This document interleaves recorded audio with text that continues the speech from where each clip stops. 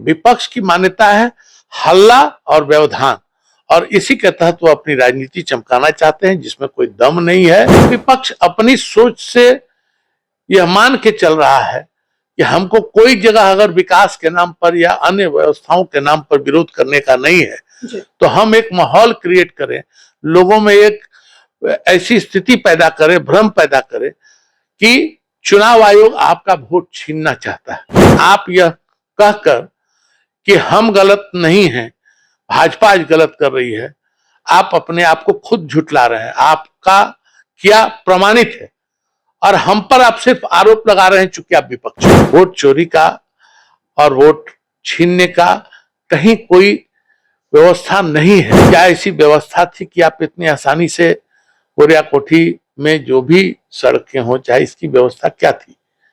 आप अपना बचपन देखिए, आप अपने पूर्वजों से पूछे तो आपको समझ में आएगा कि परिवर्तन क्या है। देखिए, आवश्यकताएं अनंत है, जो किया वो अभी भरपूर नहीं माना जाता है और हमको भी लगता है कि और भी कुछ किया जा सकता था।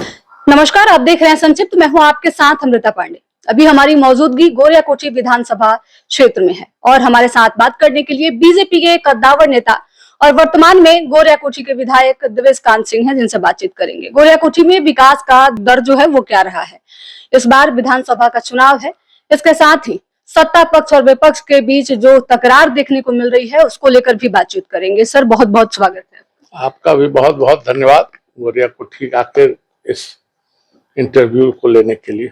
सर, लगातार सत्ता पक्ष और विपक्ष इस समय आमने सामने है एसआईआर के मामले को लेकर। लगातार ये आरोप लगाए जा रहे हैं सत्ता पक्ष पे कि वोटरों के नाम काटे जा रहे हैं ताकि सही तरीके से वोटिंग ना हो।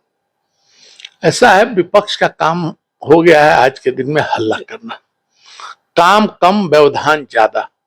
एसआईआर में अगर नाम काटे जा रहे हैं या काट दिए गए हैं तो उसके बावजूद इलेक्शन कमीशन ने प्रावधान दिया 1 अगस्त से 30 अगस्त तक ऐसे नामों को पुनः आपत्ति के तहत दर्ज कीजिए, या कोई नया नाम छूट गया है तो उसको जोड़ने के लिए। इसकी सारी व्यवस्था इलेक्शन कमीशन कर रही है और इन्हीं के द्वारा किए गए इलेक्शन कमीशन के खिलाफ जो केस है उससे संबंधित सुप्रीम कोर्ट का भी बड़ा स्पष्ट निर्देश है। लेकिन विपक्ष की मान्यता है हल्ला और व्यवधान, और इसी के तहत वो अपनी राजनीति चमकाना चाहते हैं जिसमें कोई दम नहीं है। एसआईआर जो हो रहा है वह कोई छूटे नहीं, कोई गलत इस वोटर लिस्ट में रहे नहीं, इसके तहत एक इंटेंसिव रिवीजन हो रहा है। इसको समझने की जरूरत है। और अब क्या बोलेंगे, हमारे पूर्व के उप मुख्यमंत्री जी स्वयं 2-2 ईपिक कार्ड रख के बैठे हैं और उसकी चर्चा कर रहे हैं। हमारे वर्तमान के उप मुख्यमंत्री पर भी आरोप लगा 2 ईपिक का, तो उन्होंने अपना जो फाइल किया है कि आपत्ति के तहत उनको बांकीपुर से हटाना चाहिए, उसकी व्यवस्था के तहत जो उन्होंने फॉर्म जमा करना है वो सब उन्होंने दिखाया भी। लेकिन विपक्ष अपनी सोच से यह मान के चल रहा है कि हमको कोई जगह अगर विकास के नाम पर या अन्य व्यवस्थाओं के नाम पर विरोध करने का नहीं है तो हम एक माहौल क्रिएट करें, लोगों में एक ऐसी स्थिति पैदा करें, भ्रम पैदा करें कि चुनाव आयोग आपका वोट छीनना चाहता है, जबकि वोट चोरी का और वोट छीनने का कहीं कोई व्यवस्था नहीं है। इलेक्शन कमीशन में सारे लोगों को ओपनली खुला हुआ है। आप चाहिए अपने वोटर लिस्ट पर अपने ईपिक नाम को डाल के चेक कर सकते हैं। मैं आपको दिखा दूंगा कि मैं अपना जैसे नंबर डालूंगा अगर ईपिक, तो मैं किस वोट पर, किस बूथ पर, कितने क्रमांक पर हूं। लेकिन उसके बावजूद भी अगर कोई कहता है कि मेरे पास ईपिक है और मेरा नाम काट दिया गया है तो वह इसकी जांच कर सकता है, वह अपनी आपत्ति दर्ज कर सकता है और इसके लिए इलेक्शन कमीशन ने खुली व्यवस्था कर रखी है। नेता प्रतिपक्ष लगातार प्रेस कॉन्फ्रेंस कर रहे हैं और ये आरोप लगा रहे हैं कि भाजपा के इशारे पे चुनाव आयोग जो है वो कार्य कर रही है। कितनी सच्चाई है सर इसमें? देखिए, अभी मैंने भी एक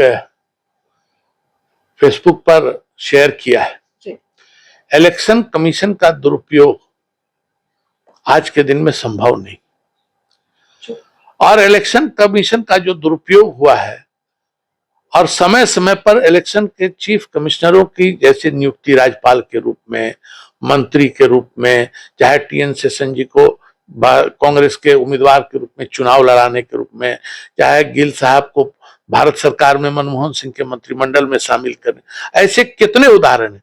जबकि भारतीय जनता पार्टी ने किसी इलेक्शन कमीशन के अफसर को यह मौका नहीं दिया।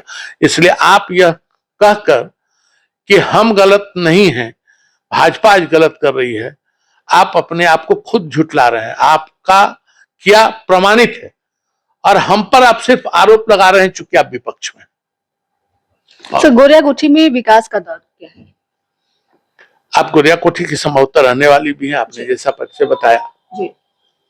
और बचपन भी गोरियाकोठी में बीता होगा। और जिस जगह घर आप बता रही हैं जी। आप याद कीजिए अपना बचपन। क्या पिपरा से गोरियाकोठी आप इतने सुबह मेरे पास आ सकती थी इतनी सुविधाजनक तरीके से, या वहां से आपको पटना जिस एजेंसी के लिए आप काम करती हैं, क्या उतना जाना सुविधाजनक था? क्या ऐसी व्यवस्था थी कि आप इतनी आसानी से गोरियाकोठी में जो भी सड़कें हो चाहे इसकी व्यवस्था क्या थी?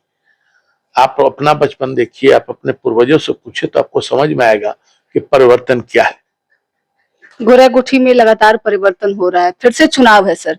इस बार अगर जनता आपको चुनकर फिर से सदन तक भेजती है तो इस बार गोरियाकोठी की जनता के लिए आपका सबसे विशेष रोड मैप क्या होगा? देखिए, आवश्यकताएं अनंत है, जो किया वह भी भरपूर नहीं माना जाता है और हमको भी लगता है कि और भी कुछ किया जा सकता था, लेकिन दुर्भाग्य ऐसा हुआ कि चुनाव जीते हम लोग और बीच में 17 महीने की एक विरोधी सरकार बन गई। हमारे ही सहयोगियों के बीच में कुछ भ्रम हुआ और जो विपक्ष में आज बैठे हैं वह 4 विभाग के मंत्री के रूप में उप मुख्यमंत्री के रूप में बैठ गए और उस 17 महीने में जो स्थिति हुई कि जो विकास का दर था वह अचानक रुक गया और इसकी जो स्थिति का आकलन जब हमारे माननीय मुख्यमंत्री ने किया तो फिर वह वापस अपने एनडीए में वापस आए और पुनः कोरोना काल के बाद 17 महीने का वो, तो मुझे तो यह लगता है कि संभवतः हम लोगों को 2 साल काम करने का मौका ही नहीं मिल पाया। कुछ दिन कोरोना ने रोका और कुछ दिन 17 महीने की सरकार ने जो विपक्ष के रूप में आज प्रतिपक्ष के नेता हैं वह 4 प्रमुख विभागों के मंत्री थे। ग्रामीण कार्य विभाग के मंत्री थे, स्वास्थ्य के मंत्री थे, नगर विकास के मंत्री, इस तरह से सारे प्रमुख विभागों के मंत्री होते हुए सारे जो विकास हो रहे थे उस पर विराम लग गया था। लेकिन उनके हटते ही पुनः भारत सरकार और माननीय प्रधानमंत्री नरेंद्र मोदी जी के मार्गदर्शन में और डबल इंजन के सरकार के इस बिहार में नेतृत्वकर्ता नीतीश कुमार जी के नेतृत्व में बिहार पुनः विकास के लंबी छलांग लगा रहा है और इसका प्रतिफल है कि आज बिहार आगे बढ़ रहा है। बिहार को आगे बढ़ने से कोई नहीं रोक सकता। हमारे साथ बात करने के लिए गोरियाकोठी के वर्तमान विधायक देवेशकांत सिंह थे जिनसे बातचीत कर रहे थे। इनका साफ तौर पे कहना है कि गोरियाकोठी में विकास तो हुआ ही है, पूरे बिहार में विकास हुआ है। जब से एनडीए की सरकार बनी है तब से विकास छलांग लगा रहा है, लगातार लोग खुश हैं और बिहार में विकास तेजी से हो रहा है। फिलहाल इस खबर में इतना ही। धन्यवाद।